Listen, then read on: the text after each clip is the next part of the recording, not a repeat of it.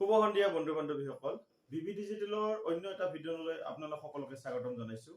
আজি আমি অসম বুৰঞ্জীৰ আৰু এটা আমি খণ্ড আলোচনা কৰিবলৈ ওলাইছোঁ। ইতিমধ্যে আমি অসম বুৰঞ্জীৰ ঐতিহাসিক অসম বুৰঞ্জী, পুৰণি অসম বুৰঞ্জী আৰু মধ্য অসম বুৰঞ্জীৰ ভালেকেইটা খণ্ড আমি ইতিমধ্যে আলোচনা কৰিছোঁ। আজি অসম বুৰঞ্জীৰ মধ্য অসম বুৰঞ্জীৰে শেষ পাৰ্টলৈ আহিছোঁ। ইয়াতে এটা কথা কৈ লওঁ, যদিও এইটো শেষ পাৰ্ট হিচাপত আজি কোৱা হ'ব বা আমি নেক্সট ইয়াৰ ক্লাছ অসম বুৰঞ্জীৰ আমি আধুনিক অসম বুৰঞ্জীৰ ক্লাছ আমি ল'ম, কিন্তু ইয়াতে আৰু কিছু কথা থাকিব। আমি পৰৱৰ্তী সময়ত আপোনালোকৰ সুবিধা হোৱাকৈ আৰু কিছুমান মধ্য অসম বুৰঞ্জীৰ প্ৰশ্ন আলোচনা কৰিম। যিহেতু এই সময়খিনি দীঘলীয়া সময়, এই আহোম ৰাজত্ব কালৰ খুব দীঘলীয়া সময়, গতিকে বহুতখিনি প্ৰশ্ন থাকে ইয়াতে মাজত। গতিকে আমি আৰু সময়ে সময়ে আজি যদিও শেষ বুলি ধৰিছোঁ, আৰু সময়ে সময়ে মাজে মাজে আমি মধ্য অসম বুৰঞ্জীৰ কিছু কথা আলোচনা কৰিবলৈ চেষ্টা কৰিম। গতিকে আজি আমি পাৰ্ট 12ৰ মধ্য অসম বুৰঞ্জীৰ এটা পাৰ্ট লৈ আজি আমি হাজিৰ হৈছোঁ। গতিকে ইয়াতে পলম নকৰি আমি ভিডিঅ'টোৰ মাজলৈ আগবাঢ়িছোঁ। ইয়াতে প্ৰথম প্ৰশ্ন কি দিয়া আছে এইটো চাই ল'ব। কিমান চনত আলাৰবৈ যুদ্ধ হৈছিল? ইয়াতে অপশ্যন কেইটা চাব। ক 1671 চনত, খ 1669 চনত, গ 1665 চনত আৰু ঘ 1670 চনত। ইয়াতে এটা কথা হৈছে যে আহোম ৰাজত্ব কালত আহোম আৰু মোগলৰ মাজত ভালেকেইখন ৰণ হৈছিল। তাৰ ভিতৰত এখন উল্লেখযোগ্য ৰণ হৈছে আলাবৈ যুদ্ধ, আৰু আলাবৈ যুদ্ধৰ পিছতে আমাৰ শৰাইঘাটৰ ৰণো হৈছে। তাৰপিছত ইটাখলি ৰণো আহোম আৰু মোগলৰ মাজতে হৈছিল। গতিকে এইবিলাকৰ বিখ্যাত যুদ্ধ। ইয়াৰ ভিতৰত আলাবৈ এখন উল্লেখযোগ্য যুদ্ধ হিচাপে ইতিহাসত আছে। গতিকে আলাবৈ যুদ্ধত আমাৰ কিমান চনত হৈছিল? ইয়াৰ প্ৰশ্নটোৰ শুদ্ধ অপশ্যনটো হৈছে ইয়াতে খ নম্বৰ অপশ্যন, 1669 চনত। 1669 চনত আলাবৈ যুদ্ধ সংঘটিত হৈছিল। আৰু এই আলাবৈ যুদ্ধ কাৰ কাৰ মাজত হৈছিল? আহোম আৰু মোগলৰ মাজত। ইয়াৰ পিছত আলাবৈ যুদ্ধৰ লগতে জড়িত আৰু এটা প্ৰশ্ন আছে, সেইটো হৈছে কি, কাৰ শাসনকালত আলাবৈ যুদ্ধ সংঘটিত হৈছিল? ক আহোম, তাৰমানে আলাবৈ যুদ্ধৰ সময়ত আহোম ৰাজসভাৰ ৰজা কোন আছিল? প্ৰশ্নটো তেনেকুৱা। ইয়াতে ক নম্বৰ গদাধৰ সিংহ, খ প্ৰতাপ সিংহ, গ চক্ৰধ্বজ সিংহ আৰু ঘ ৰুদ্ৰ সিংহ। ইয়াৰে শুদ্ধ অপশ্যনটো হৈছে গ নম্বৰ অপশ্যন, চক্ৰধ্বজ সিংহ। এইটো মনত ৰাখিব, চক্ৰধ্বজ সিংহ।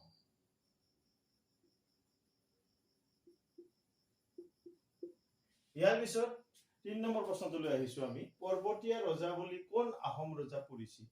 এজন আহোম ৰজাক পৰ্বতীয়া ৰজা বুলি জনা যায়, তেওঁৰ নাম কি? এতিয়া ক নম্বৰ অপশ্যন আছে চুডাংফা, খ চুলিকফা, গ চুদৈফা আৰু ঘ চুহুংমুং। ইয়াৰ শুদ্ধ অপশ্যনটো হৈছে গ নম্বৰ চুদৈফা। গ নম্বৰ চুদৈফা। এখেতক কি বুলি জনা হৈছিল? পৰ্বতীয়া ৰজা বুলি জনা হৈছিল। ইয়াৰ পিছত আমাৰ 4 নম্বৰ প্ৰশ্ন, চুলিকফা বা লৰা ৰজাৰ হিন্দু নাম কি আছিল? চুলিকফা বা লৰা ৰজা খুব কম বয়সতে এখেতক ৰাজপাটত বহুৱাইছিল। গতিকে লৰা ৰজা বুলিও এটা নাম আছিল তেওঁৰ। এই চুলিকফাৰ যিটো হিন্দু নামটো কি? ইয়াতে ক নম্বৰ অপশ্যন ৰত্নধ্বজ সিংহ, খ ৰুদ্ৰ সিংহ, গ গদাধৰ সিংহ আৰু ঘ প্ৰতাপ সিংহ। ইয়াৰে শুদ্ধ অপশ্যনটো হৈছে ক নম্বৰ অপশ্যন ৰত্নধ্বজ সিংহ। এইটো মনত ৰাখিব, এইটো দৰকাৰী প্ৰশ্ন এটা, ৰত্নধ্বজ সিংহ।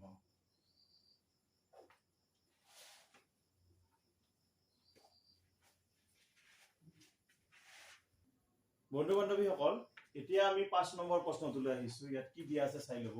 চুলিকফাৰ সময়ত আহোম ৰাজসভাৰ প্ৰধানমন্ত্ৰী কোন আছিল? মুখ্যমন্ত্ৰী কোন আছিল? ইয়াতে ক মমাই তামুলী বৰবৰুৱা, খ লালুখলা বৰফুকন, গ লাচিত বৰফুকন আৰু ঘ এটাও নহয়। চুলিকফা মানে লৰা ৰজাৰ কথা কৈছে। লৰা ৰজাৰ সময়ত আহোম ৰাজসভাৰ মুখ্য পৰামৰ্শদাতা বা মুখ্যমন্ত্ৰী কোন আছিল? লালুখলা বৰফুকন। লালুখলা অত্যাচাৰী আছিল আৰু লৰা ৰজাৰ কম বয়সীয়া হোৱাৰ সূত্ৰে বহুতখিনি অন্যায় কৰিছিল। নিজৰ ইচ্ছামতে, খেলখুচি মতে ৰাজত্ব কৰিছিল আহোম ৰাজসভাত। যদিও ৰজা নাছিল, কিন্তু ৰজা কুমন্ত্ৰ দিয়াৰ মুখ্য মানুহজন কোন আছিল? লালুকসলা বৰফুকন আছিল। জয়মতীক শাস্তি দিছিল। এই ল'ৰা ৰজা লালুকৰ বৰফুকনে লগ লাগি জয়মতীক শাস্তি দিছিল চাওদাং বৰুৱাৰ হতুৱাই। গতিকে এইবিলাক বহুত কথা আছে ইয়াৰ মাজত। গতিকে এইখিনি ভিতৰলৈ যাব বিচৰা নাই। কথা হ'ল কি, প্ৰধানমন্ত্ৰী কোন আছিল? লালুকসলা বৰফুকন চুলিফাৰ সময়ত। 6 নম্বৰ, গদাধৰ সিংহৰ আহোম নাম কি আছিল? ক চুলিফা, খ চুবিনফা, গ চুংমুং আৰু ঘ চুপাতফা। গদাধৰ সিংহৰ আহোম নাম আছিল চুপাতফা।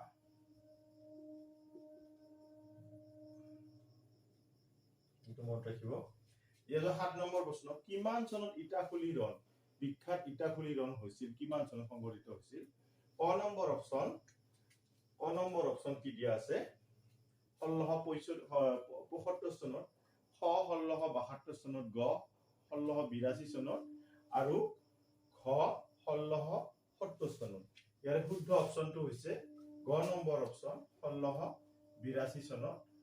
এই ইটাখুলি ৰণেই আহোম আৰু মোগলৰ মাজৰ শেষ যুদ্ধ। আহোম আৰু মোগলৰ মাজৰ শেষ যুদ্ধখন হৈছিল এই ইটাখুলি ৰণ। গতিকে এইখন সেইকাৰণে বিখ্যাত ৰণ, ইটাখুলি ৰণ। ইয়াৰ পিছত ইটাখুলি ৰণৰ লগত আৰু এটা প্ৰশ্ন জড়িত হৈ আছে। এইটো হ'ল ইটাখুলি ৰণৰ সময়ত আহোম ৰজা কোন আছিল? আহোম ৰাজসভাৰ ৰজা কোন আছিল? ইয়াতে অপচন কেইটা চাব। ক গদাধৰ সিংহ, খ ৰুদ্ৰসিংহ, গ প্ৰমত্ত সিংহ আৰু খ জয়ধ্বজ সিংহ। ইয়াৰ শুদ্ধ অপচনটো হৈছে ক নম্বৰ গদাধৰ সিংহ বা চুপাতফা। এও আছিল ৰজা আছিল ইটাখুলি ৰণৰ সময়ত। এইটো বন্ধু বান্ধৱীসকল, এতিয়া আমি 9 নম্বৰ প্ৰশ্নটোলৈ আহিছো। হদৰ আলি কোনে নিৰ্মাণ কৰিছিল? অ ৰুদ্ৰসিংহ, খ প্ৰতাপ সিংহ, গ গদাধৰ সিংহ, খ শিৱসিংহ। ইয়াৰে হদৰ আলি এই ৰাস্তাটো নিৰ্মাণ কৰিছিল গদাধৰ সিংহই। গদাধৰ সিংহই এই ৰাস্তাটো নিৰ্মাণ কৰিছিল। গদাধৰ সিংহই তেওঁৰ ৰাজত্ব কালত তেওঁৰ ৰাজ্যৰ কিছুমান এলেহুৱা মানুহক, একেবাৰে এলেহুৱা মানুহ কিছুমানক তেওঁ কি কৰিছিল? এটা ৰাস্তা নিৰ্মাণৰ কামত লগাই দিছিল।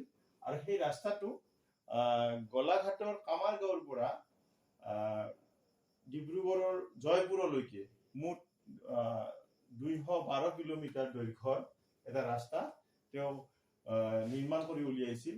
আৰু সেই ধৰসকলক লৈ, আৰু সেই ধৰসকলক লৈ যিহেতু ধৰবিলাকে এই ৰাস্তাটো নিৰ্মাণ কৰিছিল, সেইকাৰণে হদৰ আলি নাম দিছিল সেই ৰাস্তাটো। আৰু এইটো ৰাস্তা কোনে কৰিছিল? নিৰ্মাণ কৰিছিল গদাধৰ সিংহই। এইটো মনত ৰাখিব। ইয়াৰ পিছত 10 নম্বৰ প্ৰশ্ন, কোন আহোম ৰজাই বেজবৰুৱা পদবী সৃষ্টি কৰিছিল? আহোম ৰাজসভাত বেজবৰুৱা বুলি এটা পদবী সৃষ্টি কৰিছিল। আৰু সেই ৰজাজনৰ নাম কি আছিল? ক প্ৰতাপ সিংহ, খ ৰুদ্ৰসিংহ, গ গদাধৰ সিংহ আৰু খ প্ৰমত্ত সিংহ। ইয়াৰ শুদ্ধ অপচনটো হৈছে ৰুদ্ৰসিংহ। খ ৰুদ্ৰসিংহ। এইটো দৰকাৰী, মনত ৰাখিব। বেজবৰুৱা পদবী সৃষ্টি কৰিছিল ৰুদ্ৰসিংহই। তাৰপিছত 11 নম্বৰ, নামদাঙৰ শিলৰ সাঁকো কোনে নিৰ্মাণ কৰিছিল? নামদাঙৰ শিলৰ সাঁকো বৰ্তমানো আছে, অক্ষত অৱস্থাতে আছে। এই নামদাঙৰ শিলৰ সাঁকো এখন ব্ৰিজ, আচলতে শিলৰ ব্ৰিজ এখন। এইখন কোনে নিৰ্মাণ কৰিছিল? ইয়াতে অপচন কেইটা চাব। ক গদাধৰ সিংহ, খ প্ৰতাপ সিংহ, গ শিৱসিংহ আৰু খ ৰুদ্ৰসিংহ। ইয়াৰ শুদ্ধ অপচনটো হৈছে খ ৰুদ্ৰসিংহ। ৰুদ্ৰসিংহই নিৰ্মাণ কৰিছিল। গদাধৰ সিংহৰ পুত্ৰ ৰুদ্ৰসিংহই নিৰ্মাণ কৰিছিল। ইয়াৰ পিছত 12 নম্বৰ, হস্তি বিদাৰণ গ্ৰন্থখন কোনে ৰচনা কৰিছিল? আজিৰ আলোচনাৰ শেষ প্ৰশ্ন। হস্তি বিদাৰণ গ্ৰন্থখন কোনে ৰচনা কৰিছিল?